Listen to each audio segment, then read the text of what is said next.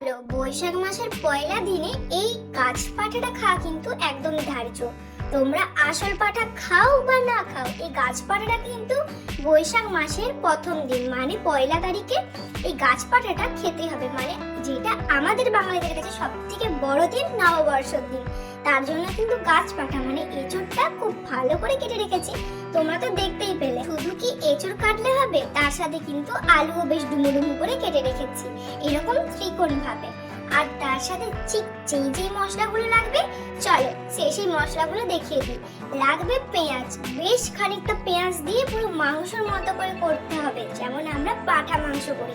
আর নিয়েছি কাঁচা লঙ্কা, আর তোমরা তো দেখলে কাঁচা লঙ্কাগুলো একটু চিড়ে নিয়েছি বেশ খানিকটা টমেটো, আর এখানে আগের থেকে আদা রসুন পেঁয়াজের একটা পেস্ট তৈরি করে নিয়েছি, একদম শিলনোড়ায় ঘষে ঘষে বেটে। চলো সবার ফার্স্টে আমরা একটু এই গাছ পাঠাটাকে সেদ্ধ করে নিই, কারণ এটা কিন্তু একটু সেদ্ধ করে রান্না করলে খেতে খুব ভালো লাগে। তার জন্য একটা প্রেসার কুকারে তোমরা আগে এঁচোড় আর আলুটাকে একটু ভাপিয়ে নেবে।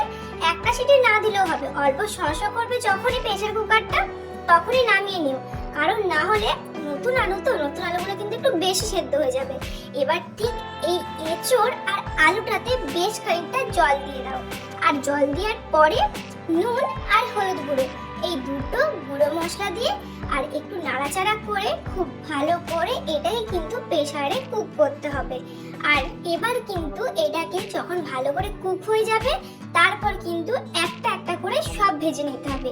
তো সবগুলো কি কি ভাজতে হবে সেটা তো দেখার জন্য রেসিপিটা প্রথম থেকে শেষ পর্যন্ত দেখতে হবে। চলো প্রেসার কুকারে একটা সিটি মেরে নিই।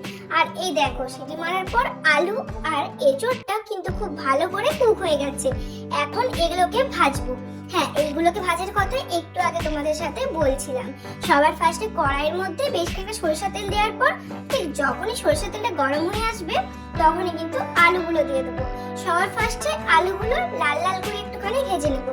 আর যখন আলুটা দিচ্ছিল না, আমি অনেকটা দূরে সরে গেছিলাম, কারণ আলুগুলো একটু একটু জল ছিল ছিটবে।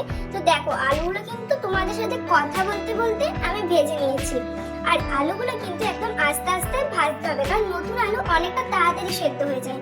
আলুগুলো কিন্তু একটু ভালো করে ভেজো, না হলে কিন্তু আলুগুলো যদি ভেঙে যেতে পারে যখন একদম কষাবে। তো এবার আর কি আলুগুলো ভাজা হয়ে গেছে, আর দেখো আলুগুলো এবার খুব ভালো করে তেল ছড়ে ছড়ে তুলে নিচ্ছি।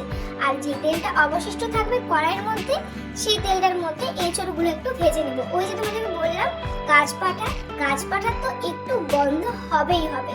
পাঠার ঠিক যেরকম গন্ধ থাকে সেরকম গাছ পাঠারও, তাই তো এই এঁচোড়ের নাম দিয়েছে আমাদের বাঙালি সবাই গাছ পাঠা। এবারে এঁচোড়গুলোকেও হাতে 2 থেকে 3 মিনিট টাইম নিয়ে গ্যাসের ফ্লেমটা লো করে খুব ভালো করে ভেজে নেব, যতক্ষণ না এঁচোড় থেকে একটু বেশ ভাজা ভাজা গন্ধটা বেরোয়। সেই ভাজা ভাজা গন্ধটা না তোমরা বুঝে যাবে। এবার আর কি একটু নুন দিয়ে দিলাম, যাতে এঁচোড়টা খুব ভালো করে ভাজা হয়। যতক্ষণ আমি এঁচোড়টা ভাজছি, ততক্ষণ তোমরা বলো তো তোমাদের কাদের এঁচোড়ের চপ খেতে ভালো লাগে। আমার মা কিন্তু প্রচুর ভালো এঁচোড়ের চপ করে। তোমরা যদি চাও আমি কিন্তু এই রেসিপিটা তোমাদের সাথে শেয়ার করতেই পারি, আমার কোনো কষ্টই হবে না। শুধু তোমরা একটা কমেন্ট করে দাও। আর দেখো, আমি কিন্তু খুব ভালো করে এঁচোড়টাকে ভেজে নিয়েছি। এবার কড়াইয়ের মধ্যে আবার সরিষার তেল দেবো, কারণ গাছ পাঠার রেসিপি বলে কথা, এখানে সরিষার তেল ছাড়া অন্য কোনো তেল অ্যালাউই না। তো এবার আর কি সরিষার তেলের মধ্যে দিব বেশ খানিকটা চিনি। কি ভাবছো, চিনি দিলে এত মিষ্টি মিষ্টি খেতে লাগবে? একদমই না বস, আমরা বাঙালি, আমাদের কিন্তু একটু কালার না হলে চলেই না। এই চিনিটা তেলে দেওয়ার জন্য দেখো তেলে দিয়েছি, তাই চিনিটা কি সুন্দর ব্রাউন কালার হয়ে গেছে। ওই সবাই বলে না ফুড কালার আমাদের রান্নাতে লাগে না, একটু তেলে চিনি দিয়ে দিলেই কালার খুব ভালো করে চলে আসে। আর তোমরা তো দেখলেই চিনিটা খুব ভালো করে কুক হয়ে যাবার পর দিয়ে দিলাম তেজপাতা আর পেঁয়াজটা একটুখানি বেশ ভালো করে ভেজে নিয়েছি। এখন দিয়ে দিলাম টমেটো। এবার পেঁয়াজ আর টমেটো যতক্ষণ ভাজা হচ্ছে, চলো আদা বাটাটা যেটা আগের থেকে গুলে রেখেছিলাম, মানে আদা রসুন আর পেঁয়াজ, সেটার মধ্যে চলো এবার কিছু গুঁড়ো মশলা অ্যাড করা যাক। সবার ফার্স্টে দিলাম হলুদ গুঁড়ো, জিরের গুঁড়ো আর লঙ্কার গুঁড়ো। এখানে কিন্তু ধনে গুঁড়ো আমি ইউজ করবো না, কারণ আমরা গাছ পাঠা বলো বা চিকেন বলো বা মুরগির মাংস, ব্রয়লার মাংস, খেসারি মাংস, যে মাংসই বলো না কেন, আমরা কখনোই ধনের গুঁড়ো মাংসতে ইউজ করি না, আমরা সবসময় মাছ বা ডিমে বা সবজিতে ইউজ করি। এবার এটা খুব ভালো করে গুলা হয়ে গেছে। আগে যে পেঁয়াজ আর টমেটোটা ভাজতে দিয়েছিলাম, সেটার মধ্যে এবার কিন্তু এই গুঁড়ো মশলাটা দিয়ে দেবো। এবার আর কি এবার এর মধ্যে দিয়ে দেবো অল্প পরিমাণে নুন, টমেটোটা কিন্তু খুব ভালো করে গলে যায়। এবার এইটাকে খুব ভালো করে নাড়াচাড়া করব।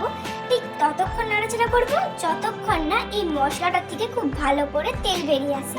আমি নুনের কথাটা একটু আগেই বলে ফেলেছিলাম।